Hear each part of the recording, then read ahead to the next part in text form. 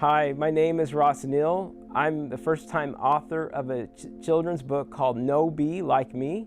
I never thought about writing a children's book, but when I learned there was a huge need about writing one about autism, then I thought about all the experiences that I went through in my life and overcoming challenges that people felt that I wouldn't overcome, and that's how this book got started.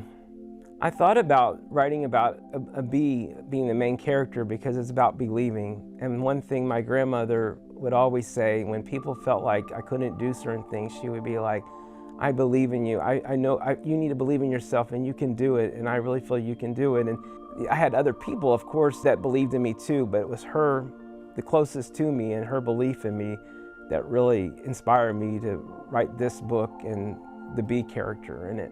So the bee starts off as blue for autism color, and as he improves and believes more in himself, his color or shading changes. In my life, that would be certain stages in my life where I would improve on the spectrum, and in the book it's more about believing, and the shades change as he's overcoming and believing more in himself, the bee. Improving on the spectrum means being able to socialize more, interact more appropriate, overcoming challenges with learning and being more independent, making more friends, interacting with people and not having the behaviors and challenges I had growing up, going back to school, those type of challenges. When I was growing up, I was told I wouldn't be able to do this and I wouldn't be able to do that, and I would be in an institution the rest of my life, and I had a lot more symptoms of autism, and with different therapy and treatment I improved where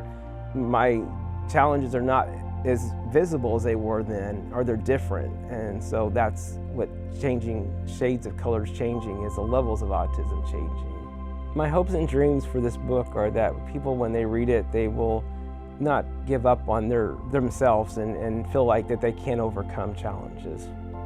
I think this would be a good book for a parent to read to their children, because it can help their children see that if they have challenges as they're growing up, that they can to believe more in themselves and that they can overcome some of these challenges and not to give up. When I first wrote this book, I was like, other people have written books about autism. How's this book going to be different? And I thought there isn't a lot of children's books about autism, especially somebody who's grown up with the challenges of autism and overcoming the challenges with autism.